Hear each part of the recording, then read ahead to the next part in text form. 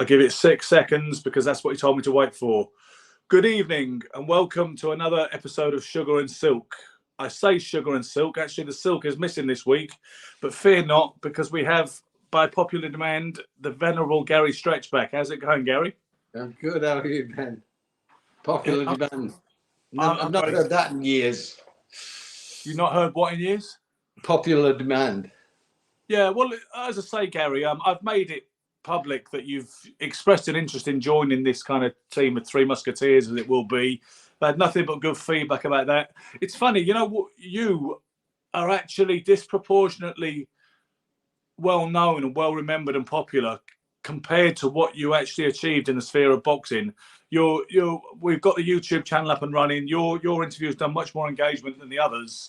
And I think there is something that I think people are interested in you. And you know what? The accolades you get for that role in Dead Man's Shoes, it does appear to have actually, that is your legacy actually over and above boxing, it would appear to me.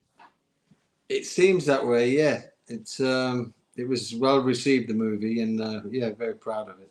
Yeah, I'm getting indie kind of mates from old hippie mates from Stroud who don't know boxing from badminton who are saying, is that the guy from Dead Man's Shoes that you're doing things with now? And they're impressed with that. They don't. If it was Sugar or Leonard, they wouldn't care. Do you know what I mean? Right. No. Whatever floats the boat, you know? I mean, yeah, it's something that we did. And there was a movie that everyone told me not to do. And so it just shows you got to follow your gut. And I fell out with an agent over it because I'd just come off a movie, Alexander, which was huge. I worked on it for 9 months, made a lot of money. Angelina Jolie, Colin Farrell, Anthony Hopkins, you know, huge film. And, you know, you in the acting business, you're up and down, and then you land something. It was a great role. It was Oliver Stone directing. Yeah. And, you know, you're as good as your last movie. And so in the film world, it's like when you get booked on another movie, they say, what was his rate? And, you know, so if you get X amount a week, then you get at least that, maybe 50% more on your next movie. So I get offered this movie, Dead Man's Shoes, for no money. And he said, you can't do it. You know, I said, but I like it. And, but you can't take that route. But I said, it's you know, I'm passionate about the movie. I want to do it. So I did the movie, and, you know, at the cost of an agent. I ended up leaving the agent over the movie. And, as time's gone on, it's become probably my best work. So, you know, and you're only as good as the material you get. And so it's the first real, it's ironic because I went to America. All the stuff I've done is American. And I really wanted to get my teeth into something British. You know, I'm a very Englishman from heart. I'm proud to be English. And I wanted to do something English, and it ticked all the boxes. And I just followed my heart. And the other thing was the role was such a dark role, and there was times I was very uncomfortable approaching it. And Shane Meadows, the director, said to me, you know, Gary, if you're going to be bad, be bad. And so I trusted that, and I went, and I thought they were going to stone me at the premiere, but you know, the response was amazing, and the rewards were great, and I loved the process, and here we are, you know. Brilliant. So, moving on to matters boxing. Tomorrow night in a Polish city that I can't quite pronounce the name of, the three-quarter heavyweight champion of the world, Alexander Usyk, takes on rank outsider Daniel Dubois. And, you know, I can't see hardly anybody picking Dubois who isn't partisan, like Dev Sani, who's very, you know, right knee deep in the Frank Warren organisation, is championing Dubois' chances and saying that it's going to shock the world. Frank Warren's saying it, obviously. Daniel Dubois says his tactics, there's no secret about the fact that he's looking to use his size and his strength, and he's looking to rough the smaller man up. Your thoughts? You know, I take the opinion of probably the majority, but something changed me today.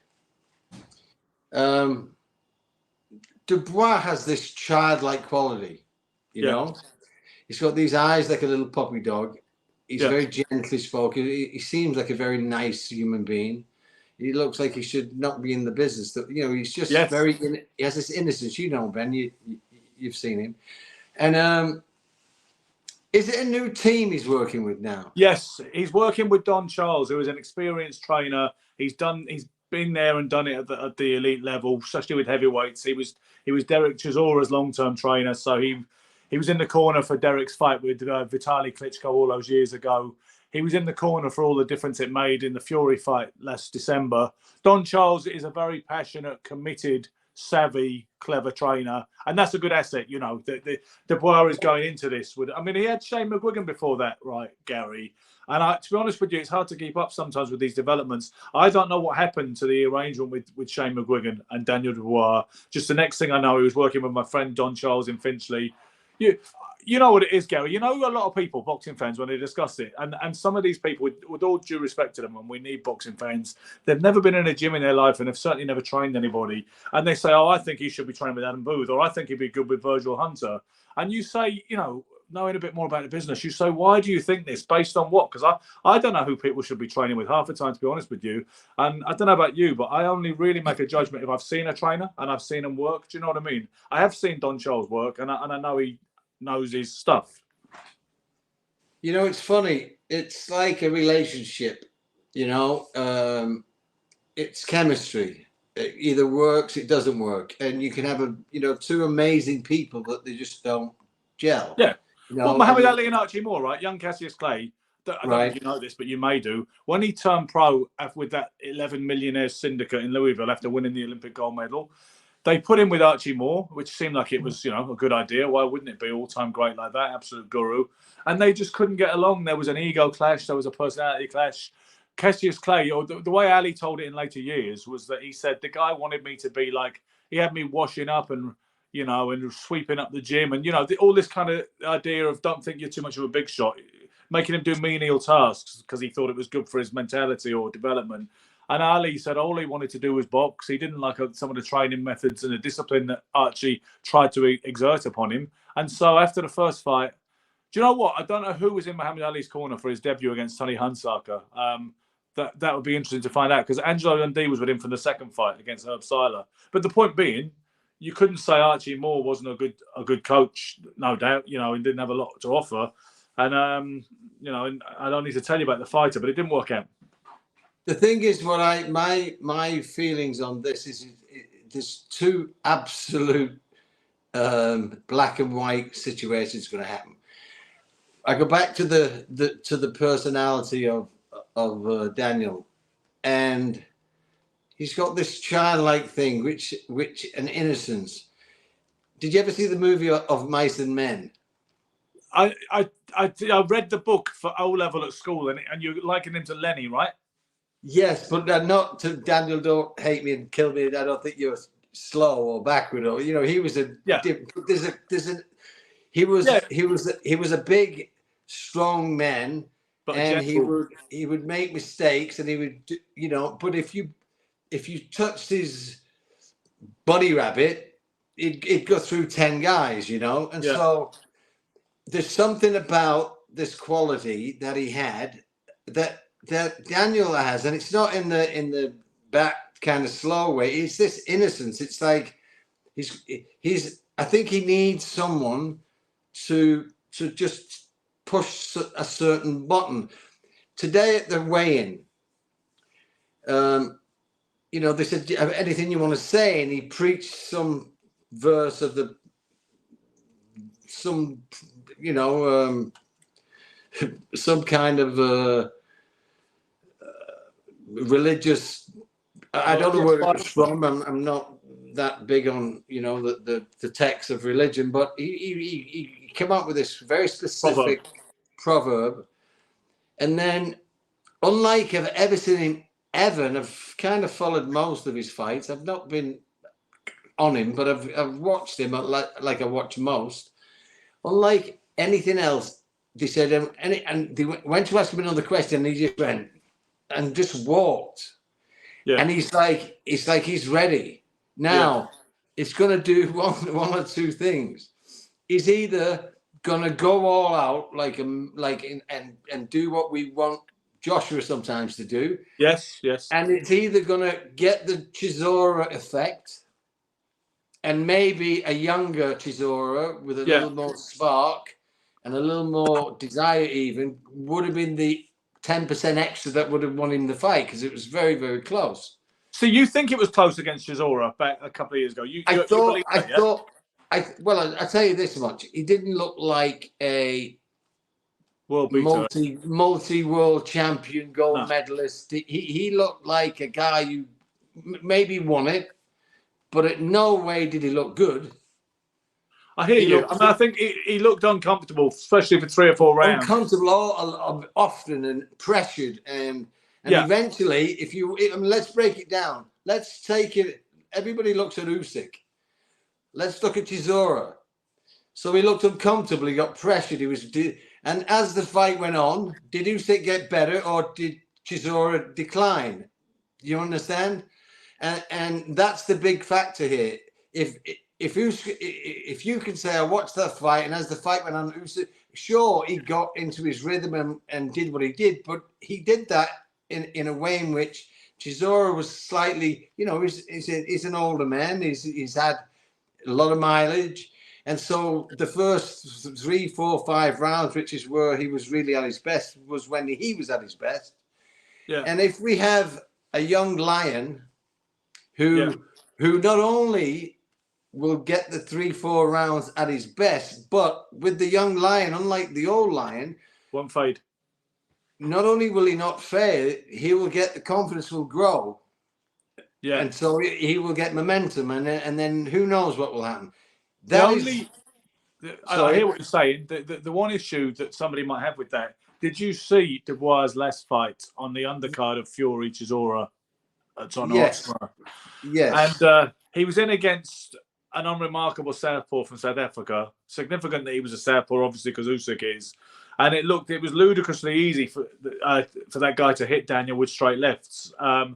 He decked him in the first round, as you'll remember. Now, all right, some of the problems he had after that was he appeared to hurt his ankle, didn't he? Something to do with his back foot or his back leg.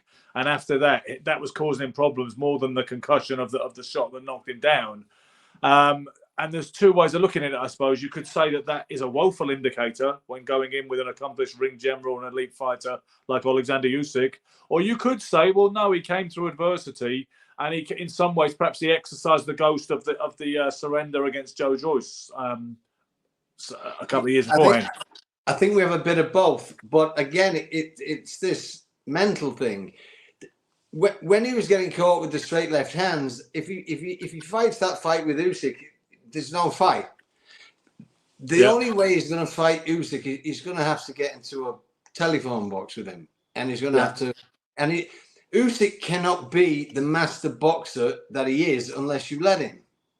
If you cut the distance and you jump on him and you pressure him and you have the ability to do so, the problem with Usyk, that Joshua's biggest problem was, Joshua had caution. He gave Usyk space, and you give Usyk space, there's no fight.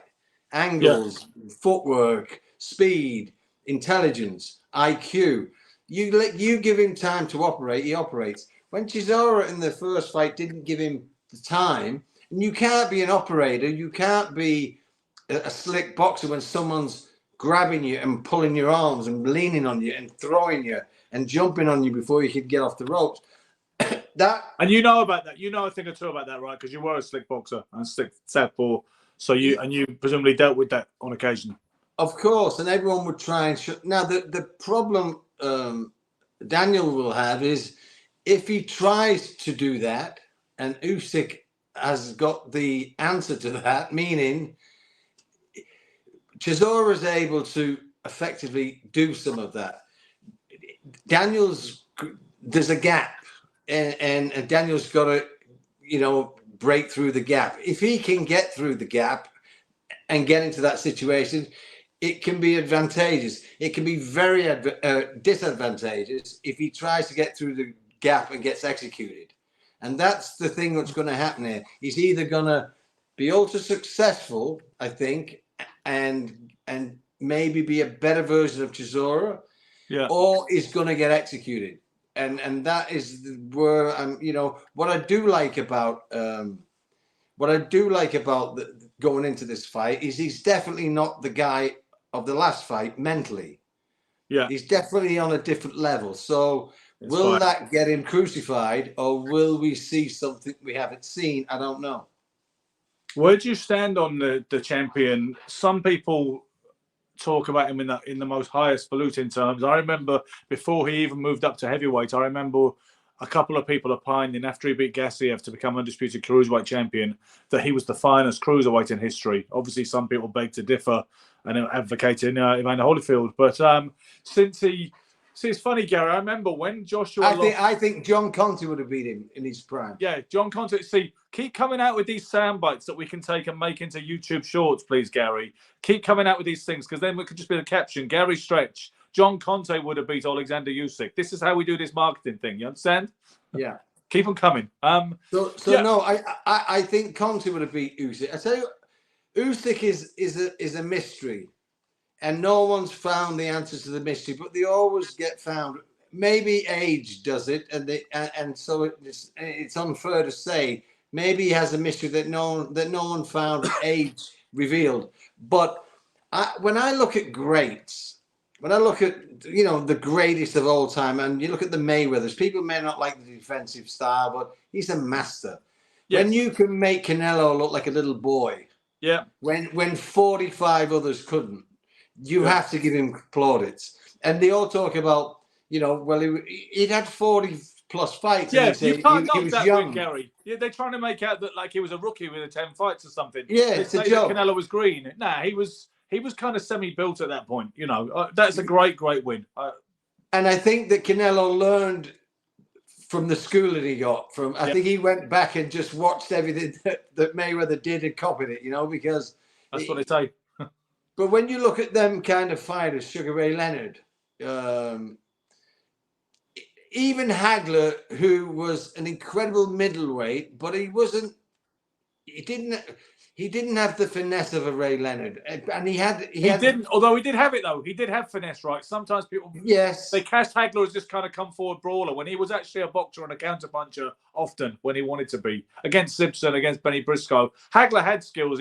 He was never going to have the kind of the style and profile of a Sugar Ray Leonard, Yeah, but when I'm looking at it just as a science, as a like the perfect this, that, the other, and all of the elements together with a little bit of pizzazz, a little bit like Hagler was incredible, one of my favorite fighters of all time. But when you're talking about the complete package, Ray Leonard was one, Ali, of course, in his prime. Usyk, for me, I think is a very unusual guy that no one's found the puzzle. I think he's very smart. He's very slick. He's awkward. He must be very awkward. Yeah. But he doesn't look great ever to me. He's the way he punches, but he's effective, and he must have something that no one's worked out yet. But I don't look at him at that level. I look at his achievements at that level. Yeah. But I don't look at him as a pure. It's like looking at a classic car, and there's a beautiful car and there's another one. They said that's a real classic. You said, sure, and may be the best of its kind, but I like this Aston Vantage, whatever it is. It's like he's not the Aston Martin to me. So. Talking of vintage cars, how much of a factor is it that the guy, it will be 37 next January. I know that fighters are lasting longer today than they did in the previous eras, probably for a number of reasons, probably because they don't have as many fights and they don't fight in 8-ounce gloves over 15 rounds, etc. And possibly because they're taking various kind of pharmaceutical enhancers, who knows. But Usyk is still 37 next January, Gary, and he hasn't fought for a whole year. It's almost exactly a year to the day. I believe he fought Joshua on this day last year, yesterday, last year, if you see what I mean. It was that close. It was this same week. So he's still been out the ring 12 months. I mean, would you take heart from that, from Dubois' perspective? I would. I mean, the thing is with fighters these days is, well, it's human beings. When I remember seeing my father when I was a child, he was 42. I remember the age. It was just, he was 42, and to me, he was old. You know, Yes. I'm almost 60. Yeah. And I'm not saying I'm young, but I train sometimes, and sometimes I even feel like, well, I wouldn't mind. I see these YouTubers, you know. You think, let's have a go. Yeah. I would stamp Jake Paul in his head. I mean, I don't want to sound like an idiot, but it's the reality of it. And I've worked with guys in gyms and helped some of the MMA guys, and I'm still doing it. Like it's embarrassing, and so. You know, and you say, you know, you're 56 years old or whatever, it's 56 or 57, I can't remember. But so we're getting better as we're getting older. But the thing is with Usyk, I think what you've got to remember is these fighters, he's 100% pro. He's a married man. He's a very good family man. He's a God-given man, and his life is the game. So I think he's going to have long legs. Of course, some of the great talents burn out, but they burn out because they burn out, you know, both sides of the coin. But I think Usyk is, I think at Usyk's stage of the game, the break's good for him probably. Yeah, well, that's an interesting point. You know what? Some people can point to inactivity, but on the other side of that, there is preservation, and longevity might be encouraged sometimes by having a break. Unlike Joshua, he's not still learning the job. He knows the job well. So to be rested, it won't affect him. With Anthony, he's got to keep momentum, keep learning new coaches. You know, he can't afford to sit still. Whereas Usyk, he's got the same team for 20 years or whatever. Yeah. He knows if he wants to take a break, he takes a break, and it's not going to affect him at all. No, and it's interesting you mentioned Joshua again, because I think there is something when you think about that robotic nature. Because great fighters do things naturally. It's all mental. Yeah, great fighters do things naturally, right? And they do things by osmosis, and they do things sometimes without thinking. As much as people talk about boxing IQ and things like that, some of it, as you know, is on feel, just in the moment. And people like Anthony Joshua, Frank Bruno back in the day, and Daniel Dubois has shades of it too. There is this essence sometimes that it's all a bit by numbers, and that they can't make those adjustments of intuition in the eye of the storm. Do you know what I mean? Yeah. No, it's Dubois looks a little wooden. Again, I think, you know, I bring, you know, the fight game for me, it's, people always say it's mental. Let's break down what's mental. You know, I put it to basics. If I went out and had a fight with a person, a stranger, or you did, or Silk did, or anyone who's done a little bit, you know, the odds are probably on our side. Yeah. But it changes drastically if there's some history, or you've hurt someone's child, or you've done something you're going to affect someone's family, or then the opponent becomes extremely dangerous. And what is it that makes him dangerous? It's an all-in thing. Like you're going to have to kill the guy to stop him. And so the same animal becomes a very different animal. And so, you know, people talk to me about fighting and could you knock this? I never, every fight, every day is going to be different. If you have 5 fights with the same guy, I think you get 5 results, and maybe different, depending on, you know, where they're at. Now, with Daniel, I think the biggest hole in his game is mental. That's my read on him. I think he's a strong kid. He's got a nice jab. He's pretty fast. He moves okay. I would like him to be a little more elusive. Yeah. He bangs. I mean, 18 out of 19 have gone to sleep pretty much. So he hits hard. Yeah. So what did Mike Tyson have? He had all of the incredible abilities. He was a much better defensive fighter. Tyson, 99% of his fights, he came out without a mark on him. You know, he did in the early days. Yeah, I mean, the thing with Mike, you know, Mike obviously had amazing hand speed, and he had an enormous amount of natural talent, and he was obsessive about his craft when he was younger. And obviously, everybody talks about that zigzag head movement, yeah, with Mike, and the angles, yeah. Mike would, you know, the thing when they slip a punch and then they shift their weight round to the side. Mike was so good at that, and some of his offensive combinations are really outside the box. Actually, I remember Angelo Dundee when he knocked out Trevor Berbick in 1986, saying, "I never see that combination before." He said a right hook to the body, a right uppercut to the chin, and a left hook. He said that was new to him in all his years, you know, of a guru of the boxing scene. And he said he'd never. Obviously, nowadays all the Tyson imitators do it, don't they? They throw that right hook to the ribs, then a right uppercut in the middle. You know, that's the kind of the karaoke Tyson approach nowadays. But outside of all of that, what was for me the biggest thing about Mike was this and this fire that he brought. He brought this intensity. You knew he was going to kill you. I mean, he and I don't think this sounds very strange. I don't think Mike was the bravest guy in the world. Oh, no, he wasn't. Listen, you're absolutely right, Gary. And Teddy Atlas, I know he's a hostile witness. He will agree with you. He said he was actually scared inside and didn't believe in himself. But that makes him extremely dangerous. Yeah. Put a cat in the corner. Yeah. And that danger, that craziness that he had was what worked for him. Now, it worked until he encountered adversity. Until he killed some to Holyfield, and Holyfield was Douglas. Douglas before that. You know, there was. I don't know if it was. I don't know if that was that or whether it was condition with Douglas. But he could have been in the best condition in the world with Holyfield. Holyfield, he was not going to allow him to do what he wanted to do. And what's interesting is, I mean, this is the one thing. And you know, I'm a fan of Tyson's, but when you bite someone, and the ref says one more time, you're out, box, you want out, right?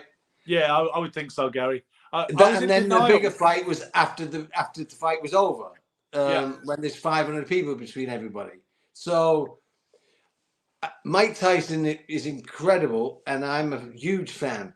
But when you break it down to who he was, if you do a psychological breakdown on Mike, you have to bring in the elements of fear and of this and of that and his childhood, and how amazing this makes Mike more amazing. The fact of where he went with all of that, he used it all for his favor rather than let it destroy him. But I'm talking about these elements because this mental thing, you know, is what makes or breaks moments in fights. And it's like, if someone gets into Daniel's head, of course technicalities come into this. If you get in with a guy and he's just so too good, too smart, will not make it happen. But if you get into a kid's head, he said, just give me 1 hour, 36 minutes of your life. Yeah. And because, you know, I watch fights all the time, and it's a world title fight. It's a life-changing situation, and there's 2 rounds left, and they just plod through the 2 rounds. And it's close, the fight. And then you say he's going to wake up tomorrow and want to shoot himself, because if he just give a little bit more, it was that close. He did won the world title. Yeah. You know. You remember Buddy McGirt saying to Arturo Getty in the first Mickey Ward fight, "We can rest all day tomorrow, Arturo." Yes. And so Daniel's at a place in his life now that if I was him, you know, I tried it a little bit on a smaller scale. Well, it was at a smaller scale, or was it not? With Eubanks, as you know, I sat out for a year, and then I got offered a fight pretty short notice for what I needed. Yeah. And I didn't go in, and I tried to win it, you know, and by the 5th round I was exhausted because I was trying to win. And so if I was Daniel, I would just go all out. He's got nothing to lose. What he would, I think you would have sleepless nights down the line if you just go in, and he's got to go all out. He can't outbox you. He can't outbox this guy. He can't outsmart him. He cannot. Maybe some factor, Gary, will be how much Usyk can hurt him, because you can afford, even that you were a boxer, that was your style.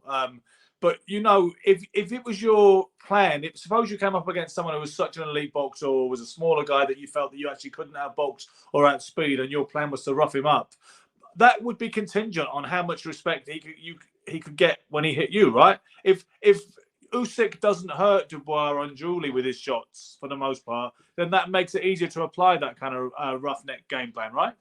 Yeah, absolutely. I mean, the thing is with me, I did very well at junior middleweight because I never really got hurt at junior middleweight ever. Yeah. And so that was my weight. I was a big junior middleweight, and of course the weight was hard, but I was never really hurt. When you get to moving up in the weights, then it changes. But my approach with Eubanks was almost the same as fighting junior middleweight. But I remember you saying immediately after the fight, in the in-ring post-fight interview, I remember you saying, "I thought Chris Eubank couldn't hurt me." Yes. Ruefully, you said it. Disappointed, obviously, but that's what you said. You said, "I thought he couldn't hurt me," and obviously you were acknowledging the fact that had been, a miscalculation. Yes, completely. Because you've got to remember these guys. Weight's a big deal. The one weight up, the two weights up. I mean, Eubanks fought at like heavyweight.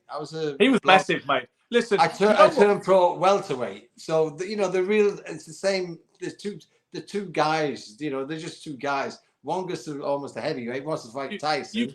You just reminded me. Fight Mayweather. So you just reminded me of something. Scale.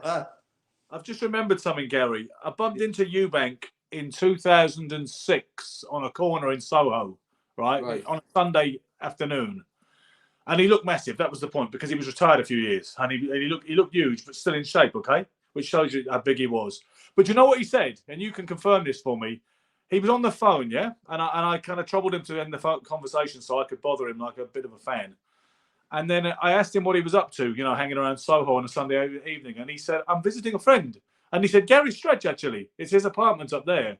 Does that ring a bell? Did you used to have an apartment in Soho? Yes. Well, isn't that funny that I bumped into him on a corner on a Sunday in 2006, and it was at your apartment, and here we are now doing our thing, and we're going to do big things also. And he said, he gave me a great compliment because we talked about many things, and he said, he talked about the hardest fight he ever had, and this with Ben, and this and the Watson and all that. But he said to me, Gary, you're one of the most difficult. And he said, I remember sitting down at the end of the third or fourth, saying, I'm not sure how to work this guy out. He said, I always thought I would get to you somehow.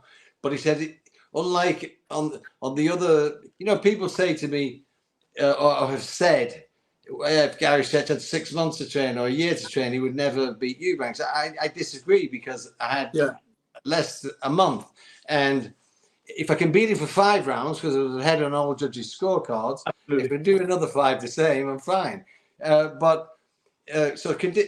think, but I was a smaller man. I remember shaking his hand, and he was like grabbing hold of a piece of like a watermelon. He's just bigger men. Well, Gary, look at what Dan Sherry nearly did in Eubank's first defense of that WBO middleweight title. You could have done that and then some. I know it's academic now, and history has been written, but you know what I mean. When you look at what Sherry nearly ended that run before it started. Trained by Sugar Ray Leonard. Yes, indeed. And no, I say this on the record. Eubanks beat me fair and square, no question, and I have no excuses. In my heart, do I wish the circumstances were different? Sure. Was it ideal to sit a contract out for a year before and not fight? And no, but I took it. I'm a man. I got beat. Done. But in my heart, I have, you have regrets. You have girlfriends that you didn't put the effort in, and you regret, and it's life. But I think on the stage that we're at tomorrow, with a young lion against an old fox or older fox, Daniel's got to be a young lion. He's got to go all in. It's a poker hand. He's got to go all in, but not stupidly. But he's got to be smart. Got to go all in, and I think the most important thing is that he doesn't have any regrets, because forget what we think. Forget what the commentators and even the crowd. He's got to wake up the next morning and not regret. And I think if he can do that, then he wins either way. Can I trouble you for a final prediction that you'll put your money down on?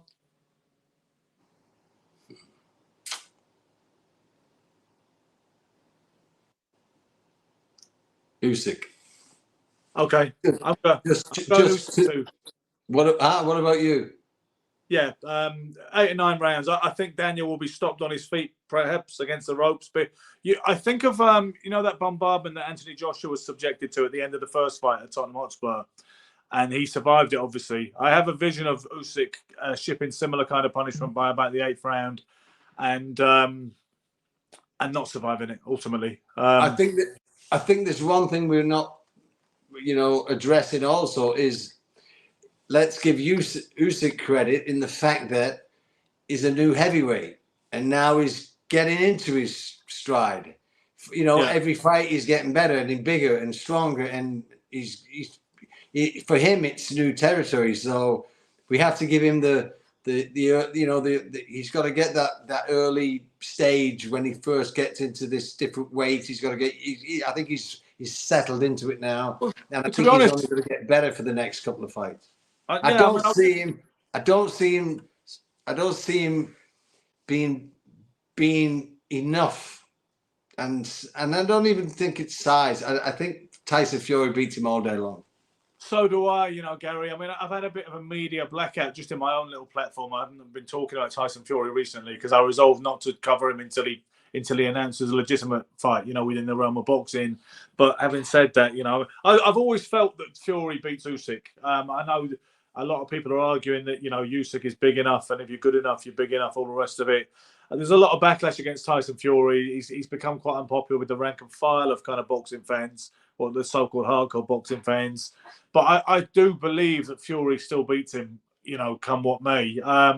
When you talk about Usyk adjusting to a new weight division, I do wonder, how much longer he'll be around for, because he will be 37, January 17th, which is also Muhammad Ali's birthday, you might recall, next year. But yeah, I wonder how much longer. I mean, the idea. I don't think it's. I think it's this. I think if he beats Fury, he's done. Yeah. There's no. I think he does nothing else to. I think he's the kind of guy who will look forward to family life. I think he'll look forward to new challenges. I think he wants to prove he's the best possibly. And if he beats Fury, he goes into that Super League of maybe the best ever. Undefeated in every stage of his career. He proves me not wrong. I say now he's one of the all-time greats, but I just don't get. Is he though, Gary? Is he one of the heavyweight all-time greats? I would say absolutely not. Not yet. No way. No, not close. He beat Joshua twice. And Chisora. Yeah, I mean, come on. And Chaz Witherspoon. He's not. He's got no resume as a heavyweight yet. I mean, Joshua's a big win, but and I love Joshua. I think I think he gets a lot of flack. People don't, give him credit for the lack of years, and the lack of experience. He's learning on the job, and you make mistakes on the job. And Anthony lost loads of fans, didn't he, when he made those comments at the Black Lives Matter rally back in 2020, I believe it was. He seemed to. An awful lot of people got off that bus when he made those comments, rightly or wrongly. Yeah, because that whole Black Lives Matter thing was a strange phenomenon, because all lives matter, right? I mean, I know things happen to black men. I live in America, and the black man in America is prejudiced so badly. I see it all the time. Poor people be getting pulled over just because they're driving a nice car, and it doesn't happen to the average white guy. So no. It's out there, and I don't like it.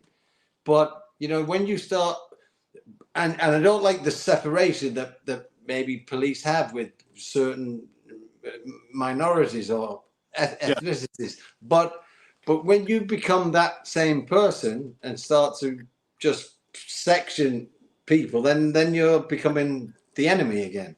So I'm not. I believed in the cause, and I believed in the principle behind it, but Yeah. But I think sometimes it's better to just, be very careful what you say, Yeah, because unless it is such a point of principle and so important that you just say it and be damned. But without going down a massive rabbit hole on this particular episode, Gary, what I think with Anthony and the comments he made, the thing that he read out, I think it was a confusing statement to make when you were in his position as quite a corporate clothes horse. You go boss. well, I think when you Land Rover. when you pick a side, you lose a side, and so Yeah. you have, and I'm all for your beliefs, and and passionate about what you believe, but if you have to be prepared. If you choose a certain route, you lose this route, often. So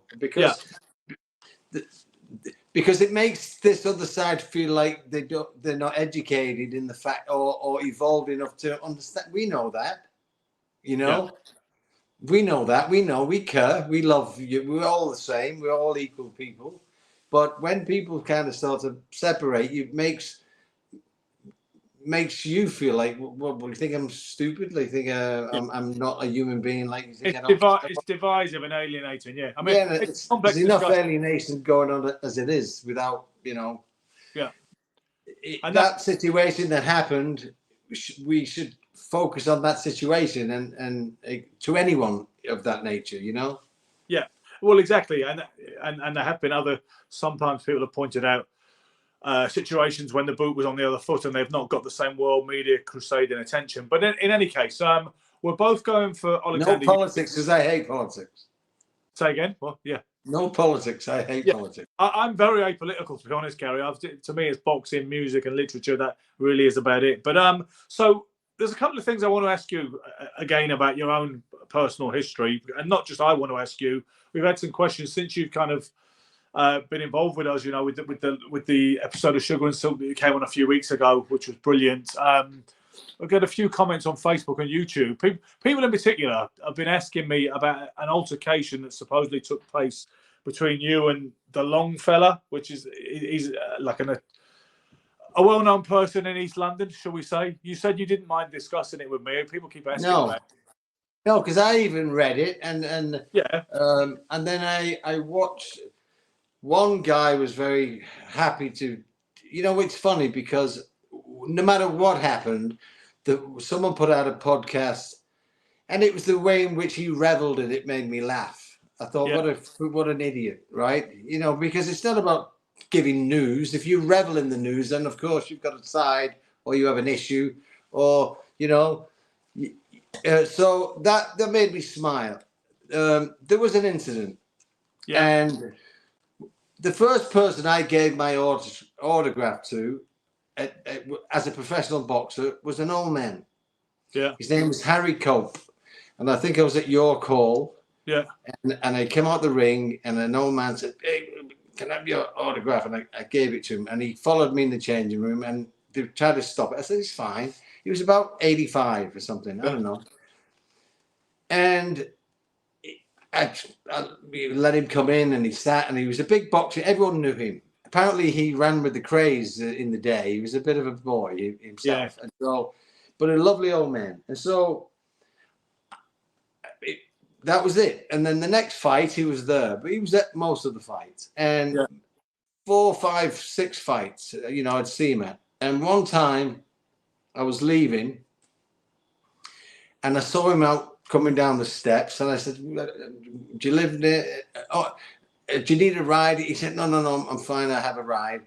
But there was like a little connection, more so than just, normally just drive by, and that was it. And then I bought a house in Victoria Park, and it was a second-story Victorian, the top 2 floors. And first day, I walk out on my terrace, and there's a garden, and then there's another house behind me. And I walk up the terrace, and I look, and there's 2 eyes looking at me, that house. and it was him. Yeah. And he used to call me son. What, Yeah. son? I said, Harry. He said, what are you doing here? I said, I just bought this house. He said, I live here. It was amazing, right? Yeah. Right in front of me, not slightly right or left. Yeah. Right in front of me. I said, you live here? And he said, they had like 5 sisters or something, right? There was like 89, 92. I said, that's incredible. He started crying, oh son, I can't believe you live here. So that was the end of my life, because if I come home at 10 o'clock at night and he saw the light come on, he was on the door. Right. 7 in the morning, son, do you want some coffee? You know, it was like, but I loved him. You know, he was an amazing character. And he showed me places in London, the old, I was here with Ronnie and here, and it was just a friendship.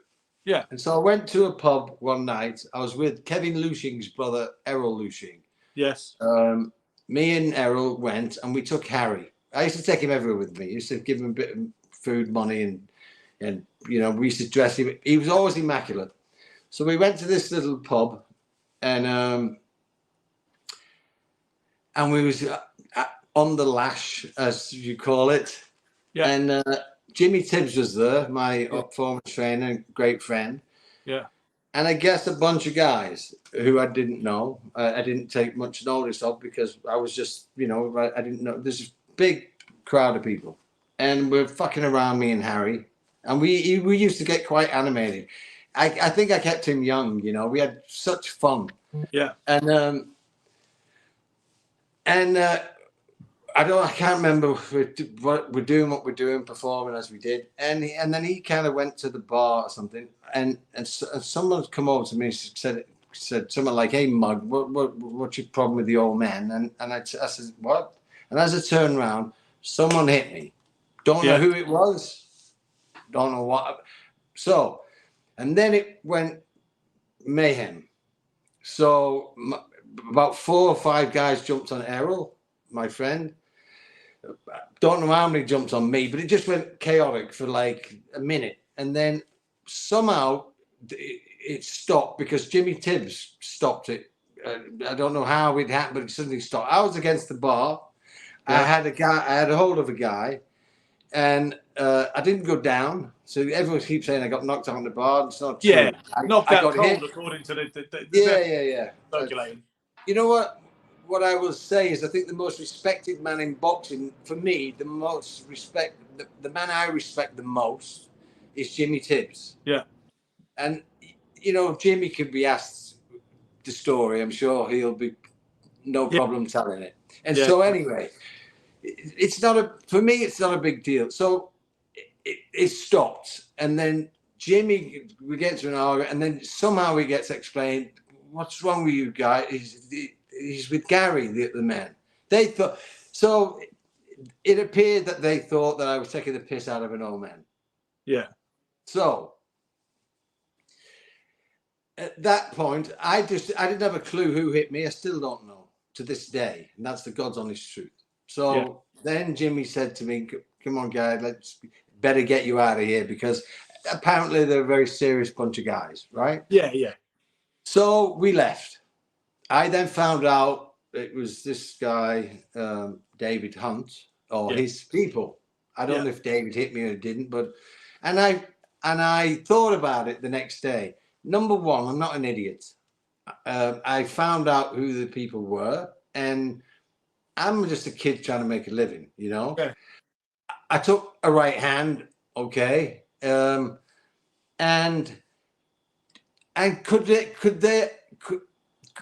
did they think I was taking the piss? If they did, I deserved a right hand, right? Yeah. So if I look at it, like I was upset that I thought, what the fuck was that about?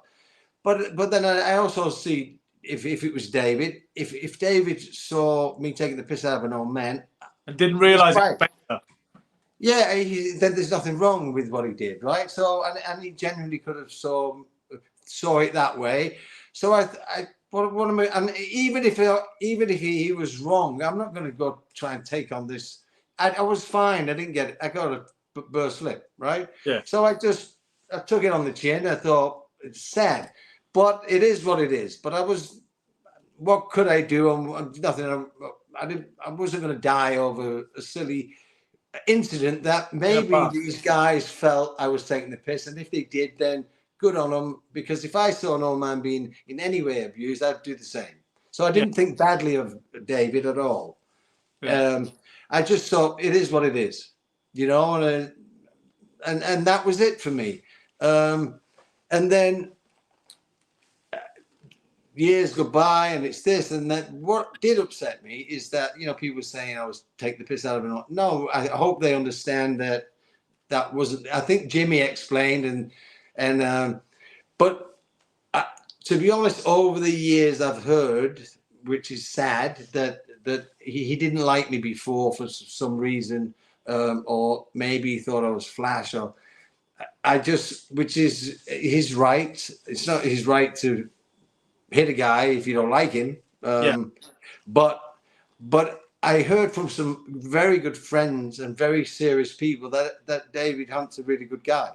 And so the sad thing I had is that maybe if we had a cup of tea, we'd like each other. I don't know. But I mean, sometimes it was funny. People over the years have always said to me, "Do you think you could take David Hunt?" And I've always said the same thing. I said I'll take him to lunch, and that's been it. I've never a good boxer in a day, Gary. Apparently, he had some amateur fights and he wasn't bad. Yeah, I'm sure. I've heard well, I know he's a serious guy, So, but it is what it is. I took a right hand for whatever reason. It's not the end of the world. It is what it is, And so, if this guy wants to make a podcast about it and in some way feel like he can put me down, Gary straight, I'm not. Everyone can take a right hand. I took a few in my life. I've won my share and I've lost a few. So I'm not. I'm just. I'm just a guy that's just trying to make a living. I'm just trying to make a living, and you can't please everybody. You were never going to be universally liked back in the day. Let's do the checklist. You were good looking. You were, you had a certain swagger. You were pictured with beautiful women in the tabloids. So that's never going to be endearing to the entire world and his brother. You know that. Yeah, and I understand it, and I have no problem with people if they don't like it. I always try to respect people. It's like a big thing to me, and I try to do my best to help people. If I've always been the same. I've been loyal to my friends, and it is what it is. I don't like everybody. I'm sure no, I can't expect everybody to like me. But I felt like it was a big misunderstanding. It's interesting to get it put to bed anyway. I mean, it's something, to be honest with you, I was only aware of it quite recently. As a couple of years ago, I read that book. There's a book, I think it's called Legacy by, I can't remember the author now, but it was quite a daring, bold book about East London, gangland, I suppose. And it talks about it links it all to the 2012 Olympics. And he talks about a lot of those Canning Town figures in particular, and that's when I stumbled upon the passage that you've just alluded to, the incident you just alluded to. Yeah, and people say it like it's the worst thing in the world. Let's imagine David Hunt knocked me out in a bar, right? Yeah. What's the problem? Yeah. Like I'm sure he's knocked better people out than me in bars, So it's like the whole thing for me was like, it's a situation. It happened. It's done. It's like I woke up in the morning. I'm fine. I'm my dad was not a gangster. He was a very gentle, quiet man. But he used to say to me, if you have a problem with someone, Gary, go home, sleep on it. And if you wake up in the morning, you've got and you still have a problem, then maybe you have to go and do something about it. And so I didn't have a problem. It was what things happened. We was all drinking and things happen. I just moved on, and I hope they moved on. You know, it's like I just don't know what people keep talking about it, because I don't think I'm that big of a deal. I'm not talking about David. I'm talking about this guy who puts the podcast. Like, what would you want to put a podcast out about? Such a got chinned in a bar. Well, there's a lot. I've done. It is what it is. But I have no problem with David, or never have. Don't know him. Never met him. Yeah. Again, I've had some really good people tell me he's a really good guy. So, but I don't know.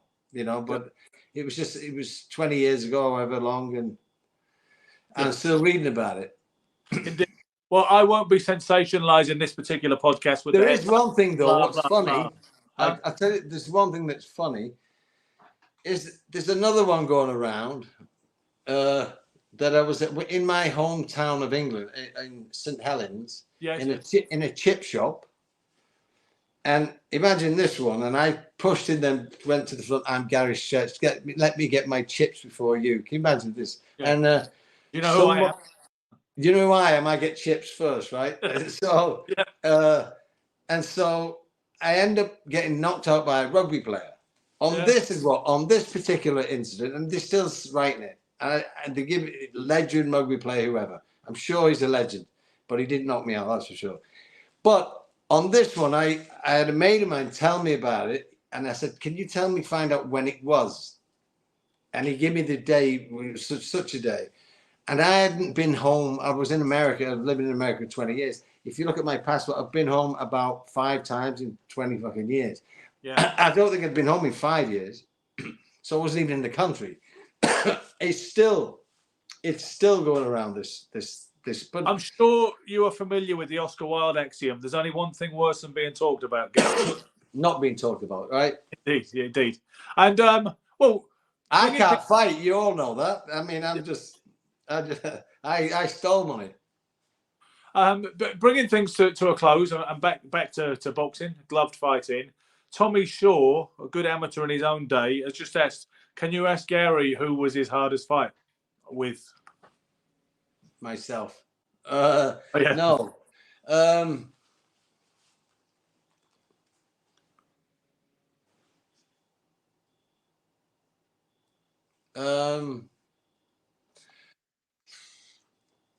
You know what's funny? Eubanks was the least. Oh, not the least, but I found him. There was nothing I found difficult. This is why I'm haunted by it. I want to jump off a bridge. I found, ironically, Gary Cooper was my hardest fight, because I broke both hands and my nose by round 3. Yeah. So for me, it was a tough fight, because both hands were broke, and he had this style. He put his head down a lot, kept hitting on his head. And I'd never broken hands before. I didn't have bad hands, but both hands busted. And then it was, it was hard. It hurt me more to hit him than it did him. And then I kept trying to just bite on the gum shield and throw him, because I wanted to get him out. But there's something like subconsciously, I just think your body pulls them. I really wanted to try and just, okay, the hand's broke, just smash him and get him out, because I thought I could have, but I guess somehow you pull instinctively. So it was a long, hard night. And so that was a tough one. But I think it gave, it was a great learning fight, because I did the 12. So it was great to do 12 rounds. That was a tough fight. I had a lot of tough spars, which was much more, Mike McCallum. Mike McCallum, huh? How was that? Mugabe. McCallum was amazing. I loved working with McCallum. He trained out of Vegas at the top rank. So I did a few rounds with Mike, many rounds. John Mugabe was an interesting, dangerous guy. Did he catch you good? Did he catch you sweet, Mugabe? Ever? No. If he would have, if you'd hit me on the chin, I'd have got booked for speeding, right? Yeah, no, also that's what I want to know, because when I asked you how hard did Mugabe hit when you talk about he almost broke my arm. Yeah, he hit me on my arm, and my fucking arm was this big. It was great. It looked like I had big arms, but my arm was like this big for. Yeah. I was icing my arm for a week. He put me out of action a little bit. You know But I what did Billy Joe 3 days with Saunders him. told me? You know what Huh? Billy Joe Saunders said? He would test someone's power, like David Lemieux, for instance. His trick, he said, was to open his guard a little wide around the body, open his elbows a little wide, attempt him to throw a body shot. Then he'd block it with his elbow, and he said he could gauge somebody's power from that, or he felt he could anyway. Yeah, my thing was don't let him hit you. Yeah. But no, there was McCallum was a great spar. I worked with a kid who was great, and I think he became world champion. Did you ever hear of a fighter, Manning Galloway? Absolutely. I like welterweight guy. He lasted a very long time. He beat Pat Barrett. Ah, okay. Now he had a snap, like he had this pop that was, like John David Jackson. Yeah. Another talented. Yeah, I mean most of the work that I got in the States. I mean, there's a lot of great fights in England, but yeah, I think the Mike McCallum was the and McGarvey was just he just had to really keep you switched on, Yeah. Kirkland Langer spent a lot of time with sparring. How did you get along with him? Because Kirk was just so unorthodox, and I would have thought frustrating for most people. I loved him. He was great. He was out of his mind. He used to do this little howl when he's like talking to you through these and